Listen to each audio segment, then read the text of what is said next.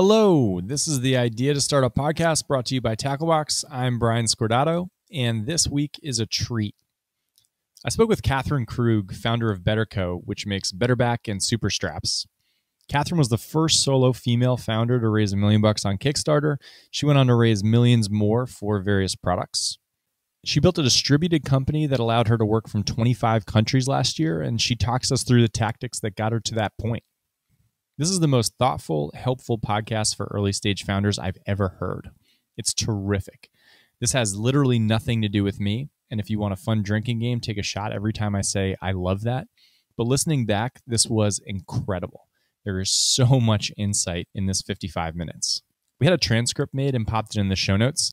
I guarantee you're going to want to access it. You can also get lots of detailed notes at gettacklebox.com, then click on podcast.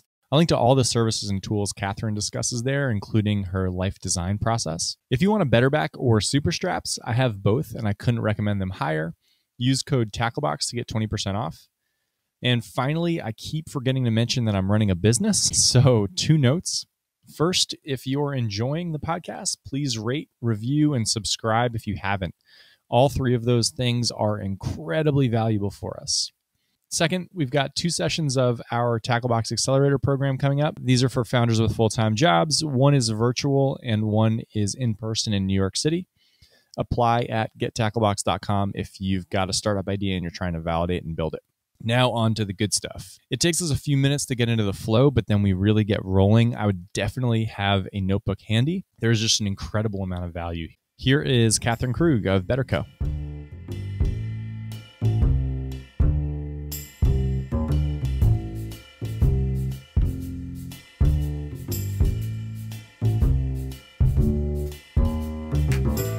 So, Katherine, for people who don't know what BetterCo is about, what should we know? Well, we make products that help people feel better and be better. So the company started out really as a side project. I was building a tech company and got hit with really terrible sciatica pain to the point where I couldn't sit down for over a year. So I ended up making this very janky product with a buddy of mine who was in industrial design grad school. And I would wear it around San Francisco, and it unearthed that so many other people had back pain. So I ended up throwing this guy on Kickstarter with a $12,500 funding goal, and amazingly ended up being the first solo woman to break the $1 million mark through crowdfunding. And my side project became my full project, and I've been at this now for about 4 years. And we have started a second product line called Super Straps, which launched last year as well. Wow, we're going to have to take a giant step back and talk about that. This is so cool.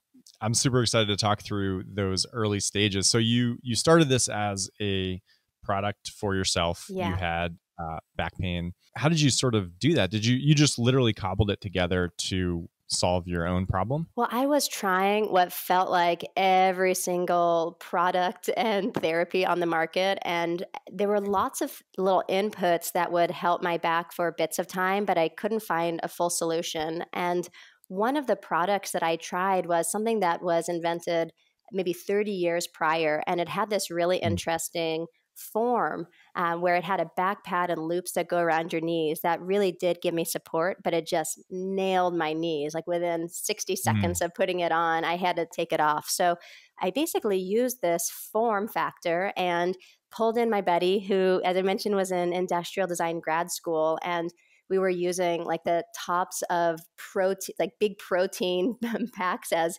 new knee pads that we were trying out, and Asian to-go containers for all of these different types of support and pushes in different places around the body. And we ultimately started working with a proper industrial designer up in Seattle who had a whole prototyping shop and really evolved this product into what ultimately jumped onto Kickstarter. What was your background? So what were you doing at this point? And did any of it sort of lead you to this idea? Or So I did have manufacturing experience from about a decade prior, but I was really working on a tech business. I was doing the 12-hour grind without my ergonomic desk setup, and it just totally nailed me. And this side project, I really didn't think would be anything more than that. I thought I would plop this on Kickstarter, hit enough money to be able to do like a minimum order quantity run with my factory. And then I thought this would be something that I just blitzed on Amazon and, could pick up sales here and there. And the idea that this would become my full thing, you could have paid me $1,000 and I would have said, no way. Wow. What was the product you were working on at the time, the startup? Yeah, it was a consumer mobile app called Everest. We set out with the goal of helping people set and achieve their personal goals. So no small task. We were effectively trying to take these black boxes of how people went about achieving a goal, whether it was becoming an amazing father or running your first marathon or learning French. And we felt that by connecting people who had done similar goals, we could both help people stick to what they were hoping to achieve, as well as really unearth almost like this dream genome, find the best ways that people who are most successful at a goal achieve them, and then spread that knowledge to others. So it was a really exciting company and something super near and dear to my heart, and hopefully something that I'll get back to working on someday. I knew the answer to that question when I asked it because I loved Everest. I forget. I mean, we had met each other probably 3-4 years ago now, but I actually didn't realize you were the founder of Everest until I was looking and prepping for this. So I was very excited. I actually was an early user and I loved that. Oh, that's awesome. I love hearing that. Yeah. So just a quick question on that before we get back to the Kickstarter story. Was there anything you took away from Everest? Anything you learned from that early startup experience that helped you moving forward? Oh, 1,000 things. We made so many beautiful mistakes that we'll never repeat again.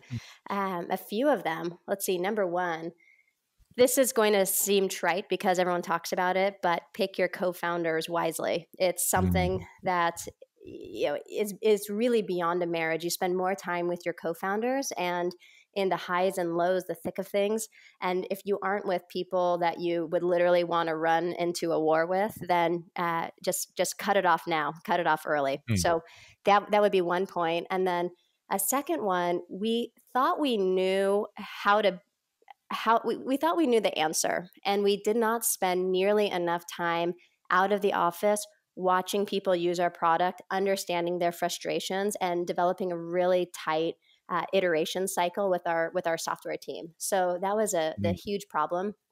And then the third, I think we were too early. Technology wasn't at a point where people could effectively check in on their goal without having to manually input it. So, something that started to come out and become really popular was geofencing, but it was after we had already developed the first version of our product. So if your goal was to go to the gym 6 days a week, you had to literally manually input you were going to the gym. And that was a real buzzkill for on the user experience side.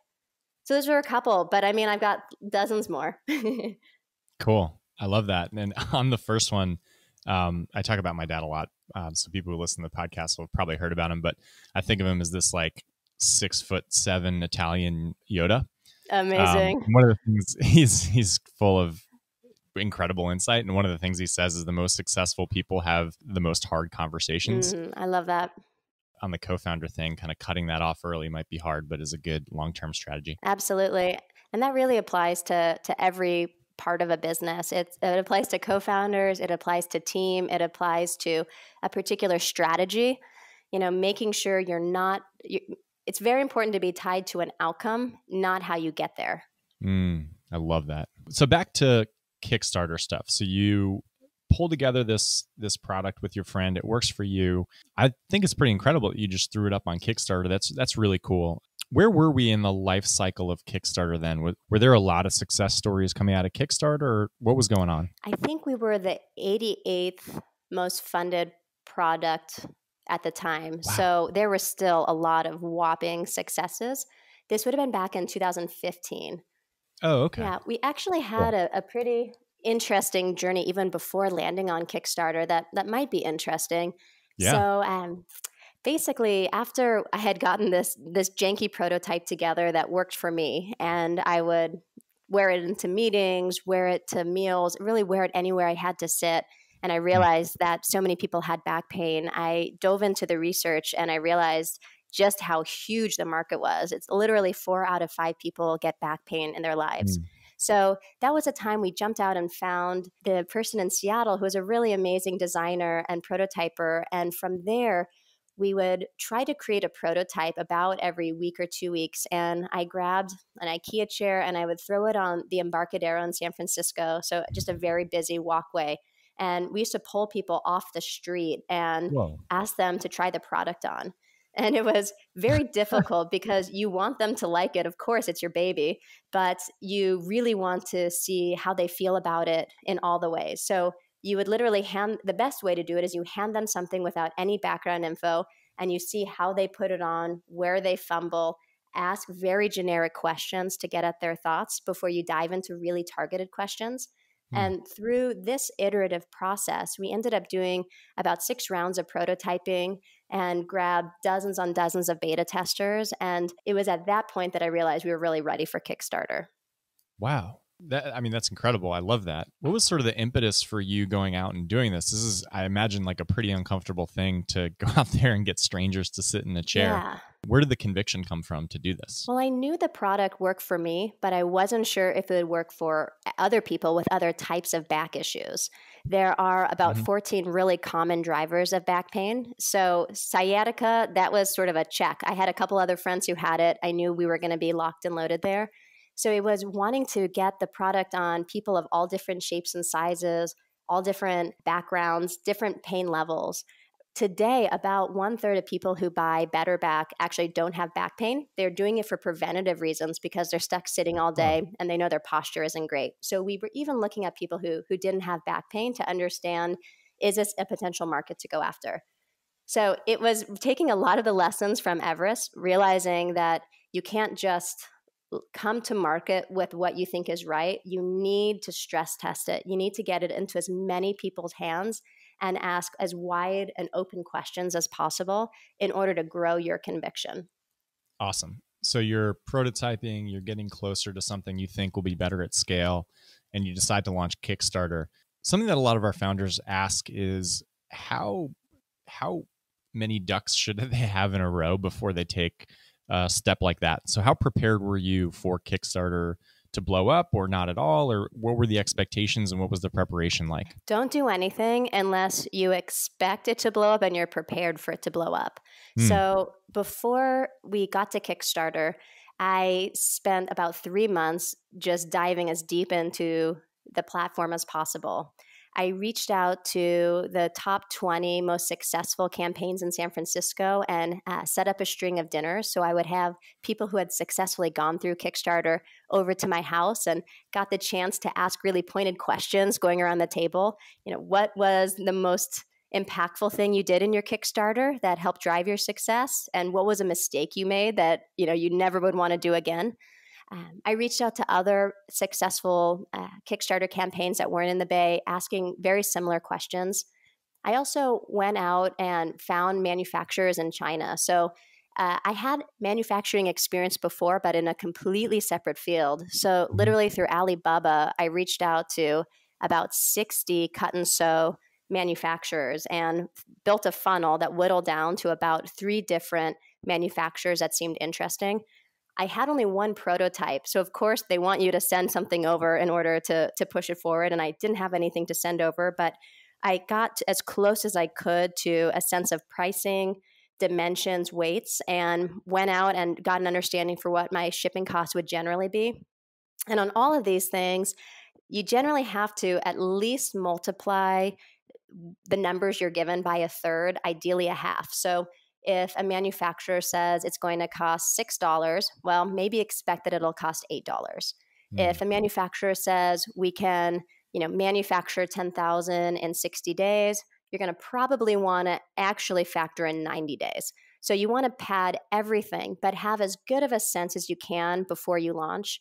And I have seen on Kickstarter a lot of people miss out on pricing their shipping appropriately, and it kills their entire project.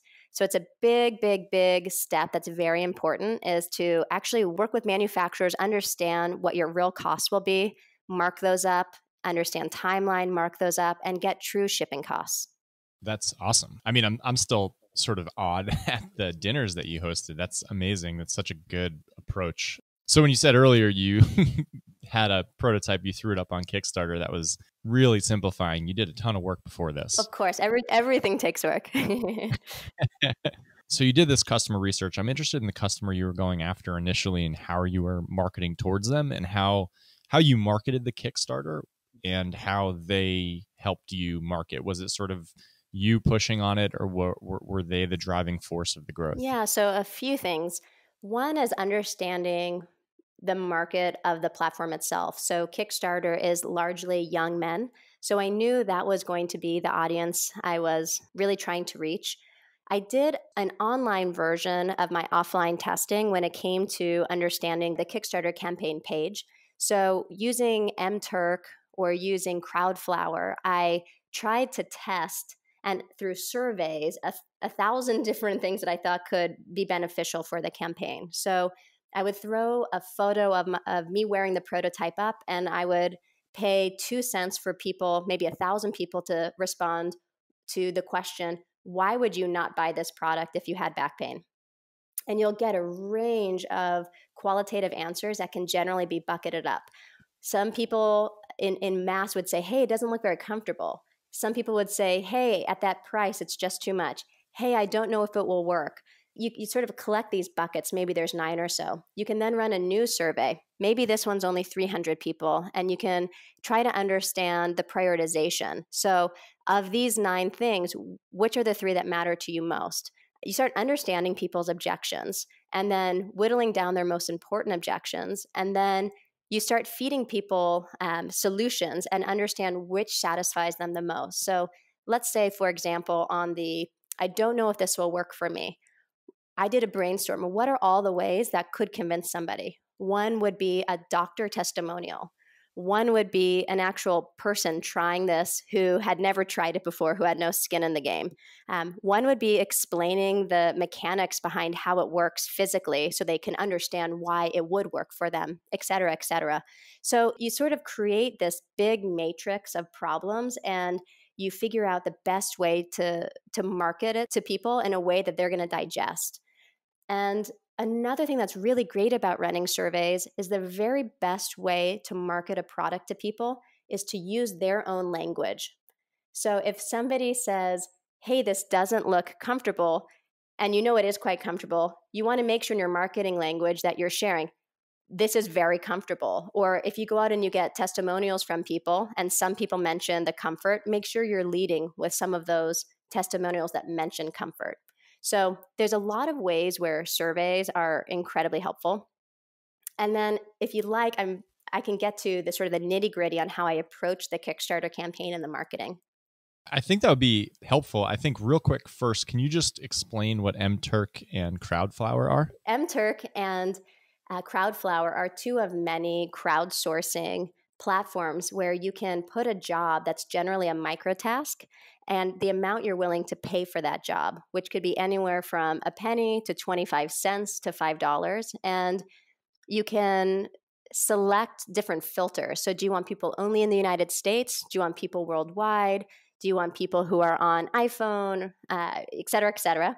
And you're able to very quickly collect really short, tight surveys or micro actions from a crowd. Awesome. Very helpful. Thank you. And yes, now I'd love to hear how you approach the marketing from a granular perspective for Kickstarter. Cool. So on Kickstarter, when I approach a crowdfunding campaign, my North Star is around getting at least 200 people a day to pledge at least $1 to my campaign. So the reason for this is the crowdfunding sites are often a popularity game. The most popular projects get more airplay. And at least to this point, it doesn't matter if somebody gives $1 or $1,000. All that matters is the volume of people that are backing a project. So having this North Star of the most number of people you can pull in for $1 pledge each day remains the fastest way you can get lots of people involved in your campaign. To build some momentum out of the gate, I had exported my contacts from every single device in place and started to bucket them. You'll have one bucket that's your very closest people that you can call up and ask for a favor no matter what. That might be 50 people, that might be 100 people, who knows. Your next bucket will be people you're also really close with, where it kind of feels uncomfortable to ask for a favor, but you could probably do it anyway. The next bucket are people that you totally recognize their names, but you haven't connected with them in forever. So maybe people you worked with a while back, maybe people from college. You're going to put all those people in bucket 3. And then in bucket 4 are going to be the Craigslist response ads, maybe the ex-boyfriend, your ex-boss. It's the people who, you're going to try to minimize that bucket, but those are people that you're just going to throw out for the purpose of your Kickstarter campaign. So with each bucket, you then want to ascribe an action. So on my campaigns, my very closest people, I ask for a $1 pledge from them the day that I launch in order to build momentum on the campaign. I use a tool called Mixmax, which allows you to embed a survey in your emails where people can respond without actually clicking through. So it removes the most amount of friction possible to get somebody to sign up and say, yes, I'll pledge $1 for your campaign. I also did a little social pressuring. So, when I ask for the $1, there's the yes, and then the no column will be, no, I don't like you enough. Again, I'm sending this to this bucket of people that I'm really close to, and hopefully very few people will say, no, I don't like you enough. So with that, at least on my first campaign, we were able to get about 120 people to say, yes, I got you. The next bucket down, I generally ask for a social media share. By far, Facebook is the most effective, but some people just won't do it. And if they're down to tweet it, great, whatever you can get. And then for the buckets below, generally I will email everybody except for that last bucket 3 to 5 times during the campaign. And generally speaking, I'm not asking anything from that third tier or below. I'm just letting them know about the campaign, and hopefully some of them will be intrigued enough to want to go check it out or to share it. But I don't have a particular call to action.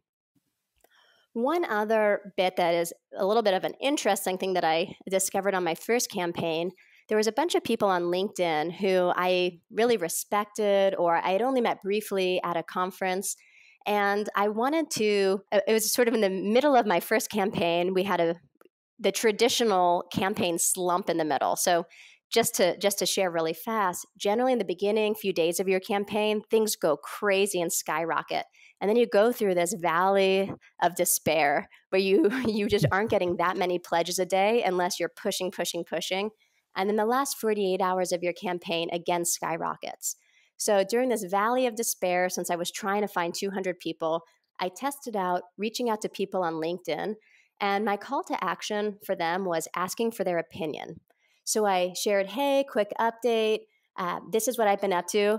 I would love your opinion on this. And shockingly, so many people responded to this. And people would jump on and say, oh, I actually needed this. Or my partner has back pain. I forwarded this on. So this was one that was very effective, but also a lot of work, because once somebody responds back with their opinion, now you've got a lot of emails you have to catch up with. But that's an interesting one as well. So you're using your network to really give momentum to your campaign. And it's generally good to do it at the beginning when you launch, when you hit a milestone or two in the middle of your campaign, and then a few days before the end of your campaign.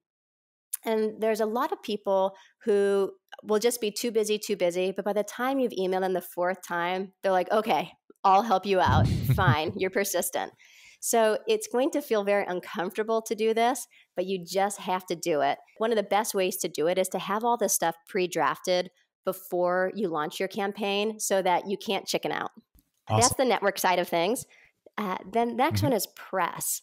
It's gotten a lot harder to get great press coverage on a crowdfunding campaign, but the best way to approach press, even in general, once you've launched a product, in my opinion, is working with a virtual assistant from the Philippines, which you can hire pretty easily on Upwork, and have them build out a big database of journalists who write about your product, service, or industry.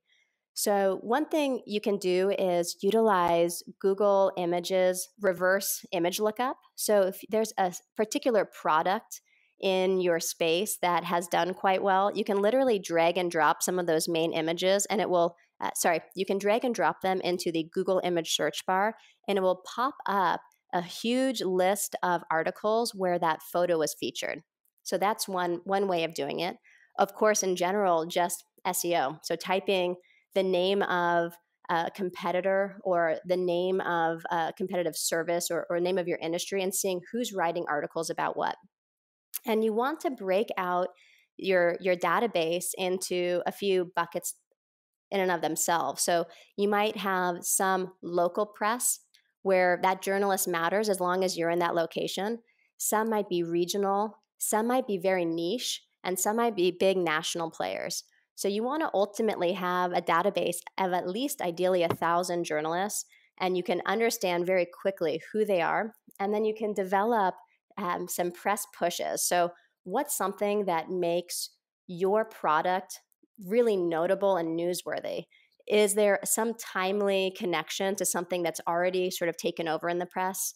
Is there something new? Is there some big first that you're bringing to the world? Have you hit some big notable milestone? There's a number of ways you can try to shape your press story, but you want to effectively write the headline that would be awesome for your journalist readers to see had they already written the article for you. So that's your goal. How can you shape a story that you know the journalist readers will want to read? And then you go pitch that. So using the same virtual assistant, you can develop a handful of different pitch ideas.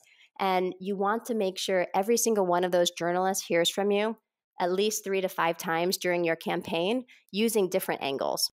Amazing. So that's the press. And then the next one that I didn't realize how big and important Facebook ads were when I first launched, but now they've become a normal part of business on crowdfunding campaigns, is paid social media advertising. So the most important thing to know is that no matter how good you are at running Facebook, Instagram ads in normal life, for crowdfunding, you probably won't be very good at it. The key is to be able to market to people who've already backed Kickstarter campaigns. Your CPA is just going to be extraordinarily lower. So working with some agencies where this is all they do, crowdfunding paid social, is the way to go. I highly recommend a company called Jellop, Jellop. They're based in Israel and in a field where there are a lot of snakes running Facebook ad agencies for crowdfunding campaigns. They're actually really good guys, and they have the biggest sort of database of lookalike audiences in crowdfunding, and they're really wonderful. So if you're going to do Facebook ads, probably go through Jellop. And then the very last bit is to actually get your backers involved. So the moment somebody pledges to your campaign, hopefully that same virtual assistant that helps you build out your list of journalists can immediately reach out to them and connect with them. You want to, of course, thank them for helping bring your project to life, but also see if they'll do a Facebook post. See if they can share your campaign with at least one other person and get them involved with continuing to spread the love. Another way that you can get backers involved is to have some kind of digital reward that has a price tag on it, but that you offer for free to anybody who takes a screenshot of them sharing your campaign on Facebook. So we generally generate about 100 or so Facebook shares per campaign by having this digital reward, and that's been really excellent. Wow, that is so much helpful information. I really appreciate you going through all that. I have some follow-up thoughts on that stuff, but I think we'll move forward to make sure we hit everything and we can circle back potentially at the end. Cool. So now that you've got the marketing plan set, how did you think about supply chain and pricing and actually producing all of this product? Yeah, so you have to start that part of it as early as possible. I mentioned that I had built out this big funnel through Alibaba, which is, of course, not the very best way. If you know of anybody who is manufacturing something similar to you, see if they will share some of their resources. It is often the most guarded secret in their world, so don't expect them to give it to you, but you should at least ask. And then if you're stuck going the Alibaba route, make sure you're starting early, and you want to vet manufacturers on a few different levels. The first is, how easy are they to communicate with? If somebody is really frustrating to talk to, or they're not thorough in their communication, cut it off early. It's going to end up in disaster. So how easy are they? Two, you want to make sure they have the expertise. So in an ideal world, you do have a prototype you can share with them, and you have them make a sample. It's really only through sampling that a factory can give you a somewhat realistic look at pricing. And if they aren't able to make a sample, make sure you mark that up. When they give you a timeline, of course, you want to extend that timeline, ideally by 50%, or at least by 33% more than what they'll say. And if you're able to, the very best thing is to actually go meet in person. So on my first Kickstarter campaign, we didn't have the funds to go fly to China before the Kickstarter campaign. But as soon as the campaign had taken off, I booked myself a flight. And even before the campaign was over, I had landed overseas and was meeting with people. So nothing beats the face-to-face. There's just a tremendous amount of work that you've described over the past however many minutes. Yeah. Was it just you and your virtual assistant, or what did the team look like? Yeah, so my virtual assistant was my first hire the moment that our crowdfunding funds hit. So she's been with me now for many years, and everybody else was a contractor.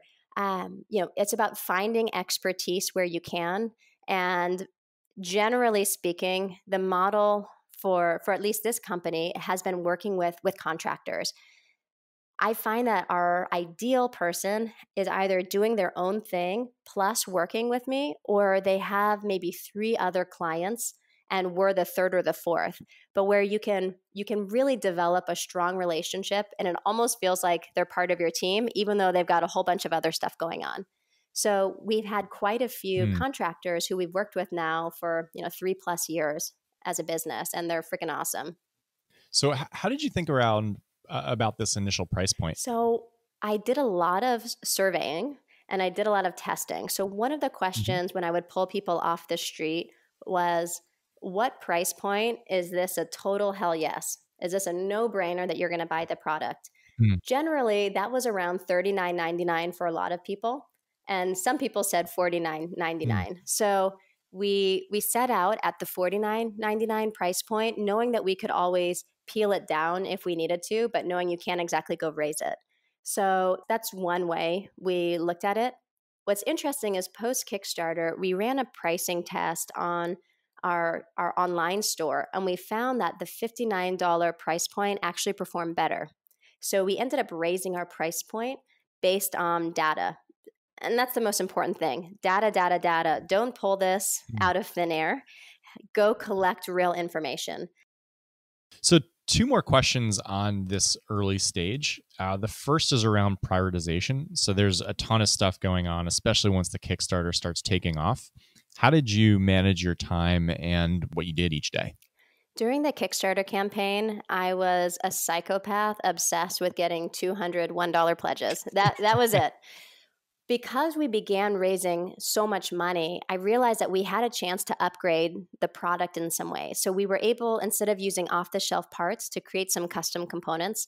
So the manufacturing side was about 15% of my effort, but 85% was just staying focused to my core on raising as much money as we could as the hours ticked by.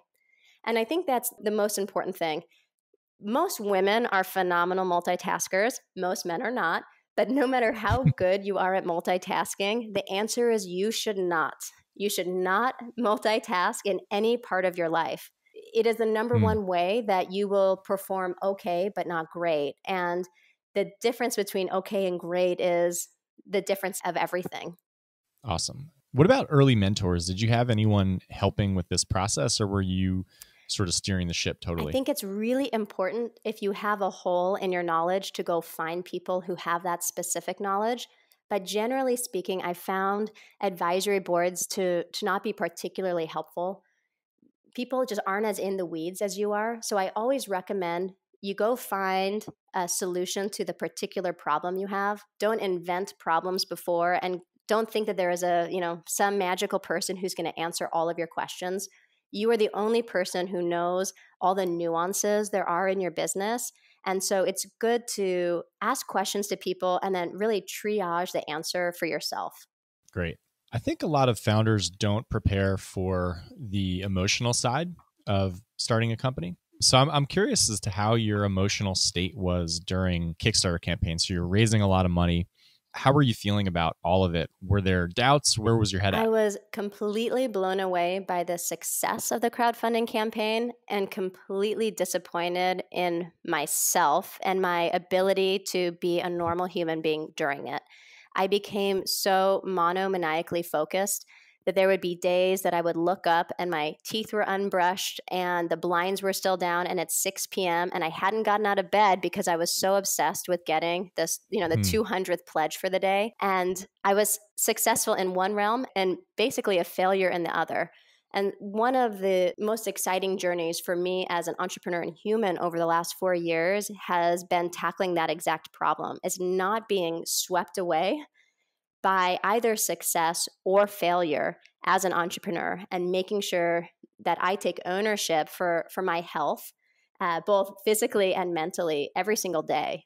So I would say that it's something that I've gotten much better at, but a Kickstarter campaign really will take a lot out of you, as will any startup venture. Elon Musk has this great quote that being an entrepreneur is like chewing glass and staring into the abyss. and it can feel like that at times. The highs are highs and the lows are low, and you have to enjoy that and be prepared to put a process, just like you would for a problem in your business, for yourself to make sure that you're in a good place each and every day. Awesome. And I love that focus on process, because it'll transition us nicely into the next thing I want to talk about, which is, now the Kickstarter ends, you raised, you can correct me here, it's over $1 million.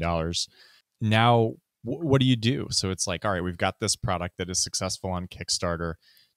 Are you building out a process to transition this into a company? What was your thinking and what were the next steps? Yeah, so it was a bit of a process for me to see if I wanted this to be my main thing. In 1,000 years, I thought this would just be a little side hustle.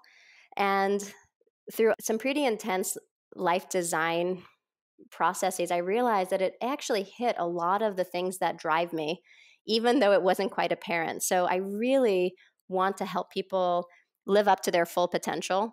And when I was cripped with back pain, it felt like a rain cloud was sort of following me in my life. And pain was this dominant factor, and I wasn't able to do my best work. And so I realized that by helping people get out of pain and back to doing what they love, that it was something I could get very excited about. So first step was actually going through that process, which was non-obvious. And then after that, it was deciding, okay, now that something that I never thought would be my business is my business, what do I want from it? What are my actual goals? And I decided first and foremost that I wanted to have a distributed team. I looked at entrepreneurship and technology as being able to build a business that has huge scale.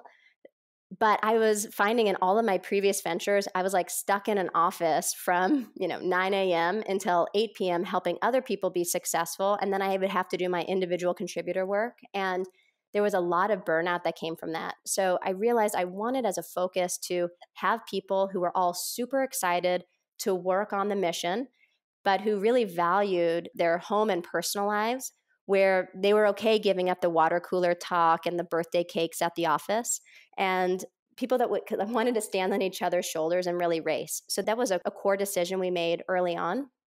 And the other core decision was to never raise venture. So after crowdfunding, after we did so well, there was a bunch of interest, people who wanted to throw money on top of the money we had just raised. And it was a very core decision to decide to not take that, to stay bootstrapped. And the trade-off was we can get to where we want to go, but it will just take longer without venture capital. And that was a choice that I was very excited about taking. So with all things, everything has taken longer. And I've had to say no to so many interesting opportunities, or really not yet, but it has been just such a phenomenal ride, and I'm so grateful for that. Had you raised money at Everest, and is that why you made that decision? Yeah, we had raised money. And with Everest, we were really playing a numbers game. So the way we could most properly monetize, just like any social network, was to scale, scale, scale, scale, scale. And with raising venture, you, of course, need to have insane growth. And that insane growth needs to tie in perfectly to hopefully a great part of the economy where people want to throw cash at you with great valuations. And it's a very painful process as an entrepreneur, I found, to not truly have control over your own destiny. So left that route and really decided that cash flow was king. Run a smart, profitable business, and yeah, again, grow slowly, but don't stop till you've reached your goals. I want to dig in on the decision framework that you potentially employ. I'm sure you have lots of interesting opportunities. Is there a specific decision framework you have for saying no to most things and saying yes to a few? Yeah, so like you, I saw in your notes that you're an essentialist. Yes. One of the most important books that I've also read is Essentialism, The Art of Saying No. And that helped me a lot. It really gave me permission to say no anytime I had an inkling of saying no. So we run a process where we set yearly goals for the company that are very high level. And then we run a sort of modified Google OKR process on a quarterly basis. For us, we call them our GMAs, goal metric actions. And we define over the course of a quarter, what are 1 to 3 things that will completely move the needle for the business. And I'm signing up to go make this happen. And if it's not in one of those 3 things, it does not matter. Just say no. So by defining the most important things, it's again giving permission and forcing people to say no on all of the shiny objects that seem very alluring, but can truly mess up your focus. And then on a weekly basis, actually, my husband is an entrepreneur, and he and I set weekly goals together every Sunday night. And on end of day Friday, we have the accountability where we circle back and we put check boxes or X's around what we achieved or didn't achieve. And having these kinds of frameworks really helps you keep your eye on the prize, on the things that are going to really move the needle for your business, and not just get distracted by the little things that always pop up. I love that. So on the team point, I think the distributed team is really interesting. And as I was prepping for the interview, I was reading some recommendations on LinkedIn for you. And one from an employee said, I remember in year 1, she arranged an all-team holiday meeting where she told us that what she valued most in her work was putting people in positions where they could truly thrive and grow. I've watched that manifest repeatedly over the years. She's built a team that is clearly more than the sum of its parts. I thought that was a really interesting and obviously terrific quote about you and the culture you've built. And the follow-up question is then, what's the core role of a CEO or a founder in a small, potentially distributed team? Yeah, first of all, that made me blush. I think it's twofold. When you're distributed, it's especially important to reiterate the why to people. Why are they there? Why are they choosing to spend their time day in and day out working on the mission you've recruited them in to work on? So absolutely reiterating their connection to something bigger and giving them the fun touch point. So we tend to get love letters every week, which are just mind-blowingly sweet, of people whose lives are changed by using our products. And so in our Slack channel, we have a place for reviews, whether somebody emails me, whether it goes up online, whether it comes through a customer service channel. On almost a daily basis, people are getting a chance to reconnect to George, who was a vet who's been in crippling back pain for 10 years. Nothing has helped. And now he's able to sit and move around during the day. And that stuff is so extraordinarily powerful.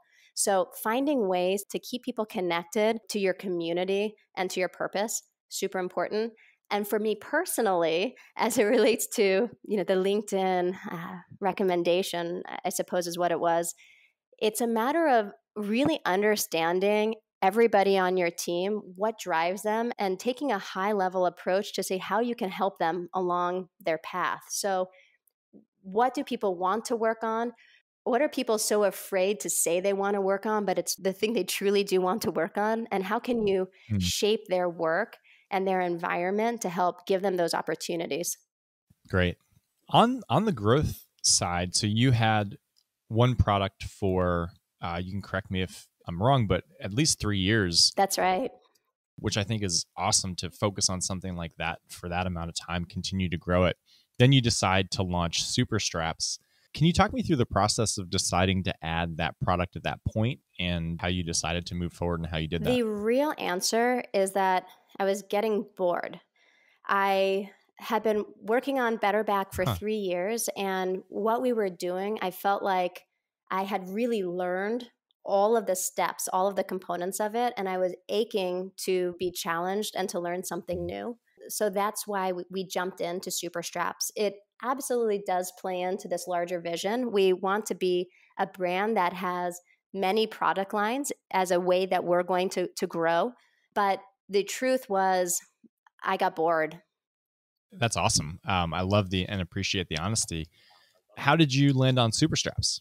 We had a handful of products we were thinking about doing, and I was wearing a backpack walking the manufacturing line one day, and I realized that at the beginning of the day, my backpack seemed so light, but at that point in the day, it was just gnarly. I was like doing that weird hunched over bendy thing. I was doing everything I could to move the weight off my shoulders and neck, looking like a total weirdo. And I realized that I kept using my fingers to pull my backpack straps away from my body. The thumb hook. I do that. Exactly. Yes. I think everyone does. And just how helpful would it be if I had something attached to my backpack straps that could do it for me so that I could keep going with my business meeting? And that was the sort of initial spark. And then so much changed over the course of development on it. My team of industrial designers took it from a very simple, dumb idea and built it into something really great. And then you had the playbook from the first product for how to launch on Kickstarter. And so I assume that's how you launched Super Straps as well. Absolutely. So we really look at crowdfunding as our source of seed capital. And if we are able to show that there's traction through crowdfunding, then we continue with the product and it pays for your first manufacturing run. And if you set up everything smartly, then you're also profitable and you can, out of the gates, begin to grow. Great. One more question before we get to the final couple of questions, which I titled as the hard questions. So, as you move forward, are you thinking about vertical or horizontal growth? So, are you trying to sell more products to the customers that you have, or is the focus on finding new customer segments and growing that way? Both. So for us, growth has been nonlinear. Our main channel has been paid social media acquisition, but within that channel, we've found it to be a total roller coaster. So you work really hard to find a particular ad that does great. And if it can scale, you feel like you're on top of the world, money is rolling in. And then at some point, Facebook either updates their algorithm or you've really reached the end of that lookalike audience and it starts to burn. And then you begin this new process of hunting for this next ad that can pair with a scalable audience. So we have had huge Mm, highs and huge lows on that. So we will often look at, on a horizontal level, what other channels are we able to hit? How can we find different audiences? Are we going international? Is it time to go offline? And then the more exciting part for me is just what other products can we build that are very complementary that can continue to help people's lives be better? Last one, what are the core tactics or the fundamentals that have driven your business that you think are applicable across industries? Well, number one is really looking to the crowd and trusting in the crowd. So whether it's plopping, the chair on the Embarcadero and getting people's feedback or running the surveys, because we now have done a few successful Kickstarter campaigns, when we were setting up for Super Straps, I reached out to our audience and said, hey, we're looking for some ambassadors. We're going to send you one survey a week. That's all you have to do. Is anyone game? And we had 1,200 Whoa. people sign up. So, yeah. And these 1,200 amazing people literally changed the design of our product, helped us pick logos, answered questions for us. They truly changed our product. So realizing that you have one answer and your answer may be right, but it may not be right, really looking to a very targeted demo that's going to be your customer base and collecting as much feedback as you can, I think is a great differentiator. Number two is just saying no. So it's this essentialism that you had brought up before. Say no, say no, say no. Almost a 10-to-1 ratio of saying no to yes to things. And it's very difficult to say no. For example, we were on Shark Tank, and as a result of our Shark Tank airing, we had about 400 inbound partnership requests come in. And at the time, it wasn't our focus. We weren't ready to go roll out into a whole bunch of new categories. So we wrote back to everyone and said, hey, thanks so much. We're just a tiny team right now. We'll get back to you as soon as we're ready. And it was literally January of this year, 2.5 years later, that we wrote back to people saying, hey, we're now ready. But you just have to say no if you're going to achieve the goals that you believe are the most important at that moment, and if you're going to achieve some level of sanity and enjoyment in the process. The last one would just be experimenting. So we touched on this earlier about being tied to an output, not how you get there. And it's so core when we set up our GMAs, our quarterly goals, is we define the exact output we want, and then we build out a list of potential ways we could get there, but the action items don't matter. That should be the thing that is always loosey and changing. It's a matter of testing, finding what works, doubling down on that, seeing if you can devise any other creative correlates off of that, and just never think that you know the solution just because something worked in the past. It's a constant iteration. I sort of make a golf analogy in my head. When you're teeing up to hit a golf ball, if you are off by 2 centimeters, 3 centimeters, where the ball actually ends up is, can be hundreds of yards difference. And we like to take really focused shots frequently. So every time you're stepping up to the ball, it's like a new experiment rather than thinking that you're going to drive all the way to the green. I love all of those. Those are terrific. Thank you. So I'm really excited for this question. I love your approach to building stuff and figuring out if people are interested in stuff. So I'll ask this one that I ask guests, and it's a weird one, but if you were starting a taco truck today, what would your first 6 months or even 6 weeks look like? Oh my gosh, that would be so much fun. I love that. That's why I ask it. That's a great question. So the most important thing is location. How can you find an underserved market of people just dying for tacos? So I think there'd be a lot of location scouting. My next thing would be focusing on the recipes.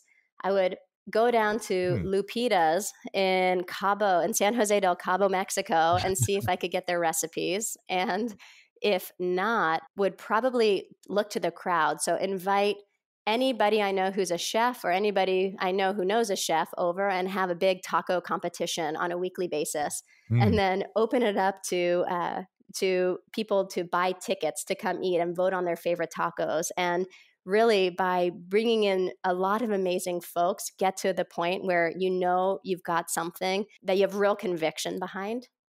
And then getting a taco stand or truck, you have to have some kind of really cool branding. So it of course depend on where the location is, but do something that really stands out. And then probably do some guerrilla marketing, whether it's a play off your name or you just make fake tattoos of tacos and you just drop them all around the location. Just start building up interest in tacos, make people so hungry for a taco that by the time you launch, it's obvious that they have to go visit you.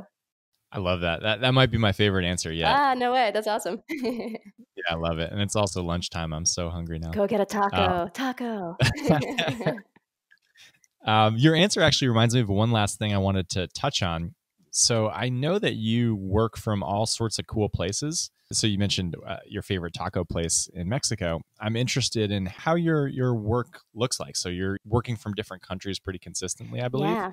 So I'm just interested in hearing about that. Yeah. So I think it's very essential for every entrepreneur to do an overall life design process. Really figure out what are your drivers in life. And it's important only then to make sure that your entrepreneurial endeavor maps well to that. And for me, one of the most important drivers in my life is exploration. And travel is one of the core ways that that gets fulfilled. I just love learning about new places, people, etc. So building the remote team enabled me to go travel. Last year, I worked from about 25 countries. And as Whoa. long as there's great Wi-Fi, I can be anywhere. And it's freaking awesome. So one thing just to dive into this, if it's helpful, doing a lifestyle design exercise, it's great to grab a bunch of Post-it notes, grab some different color pens, and start with some prompts that you're asking yourself. One prompt might be thinking back, when have I been in flow? And you write down one answer per Post-it notes on all the times you can remember being in flow. Then you'll go to your next prompt. What are the things that I'm most proud of in my life? One answer per Post-it note, put those on the wall. If money were no object and I could do anything with my time, what would I do? One answer per Post-it note, put those on the wall. You can ask more and more questions like this, and ultimately you'll end up with a huge wall full of Post-it notes that you can start to bucket together and see themes on. And you want to do that.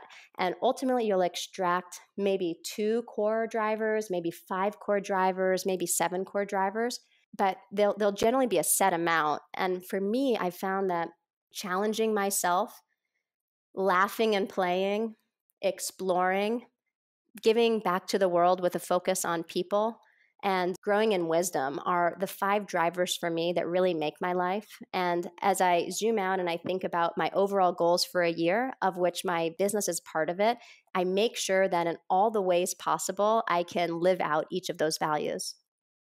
That is fantastic. I love that. Really, really cool. That's terrific. Well, thank you so much. I loved this interview. I learned so much. I think that it's going to be really helpful to all our entrepreneurs, everyone listening. I'll end with everyone should go. If you've got any sort of back problem, or if you're in pain or you want to prevent it, you should go buy a BetterBack. I have one. It's awesome. And also, if your backpack's too heavy, you should get some super straps. Anything you want to end with? I just want to say, Brian, I think you're amazing and awesome. And I'm so excited for all the ways you're helping entrepreneurs, I think, of the world of Tacklebox. So thanks for having me on and wishing you the best. Of course. Thank you so much. I hope this was as helpful as I hoped it would be. Head over to gettacklebox.com and click podcast to get some more detailed notes. And if you made it this far, please toss us a subscribe, a rating, and a review. Thanks. Have a great week.